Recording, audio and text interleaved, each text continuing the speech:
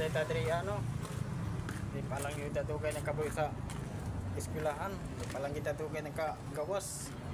So, kumana na eh, gawas naman ito yung murag. Ningaw mayugay ba? Laay mayugayo. Pero, mauli naman tani. So, tuwa ang tagluy aron. Sus, lagot eh. Sige lang itagluy ani.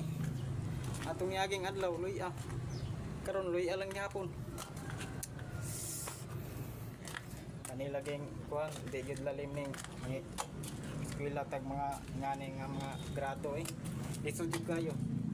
Pero kanang sa upan niya kanang tan-aw kaya ra kay na pero sa atoa di gyud kay makaya. Pero mao na lang gingon mga boss nga laban na lang kuno wa man kuno yung suko. Laban na lang gyud. So, mao na ni ron hapit na tanabotan.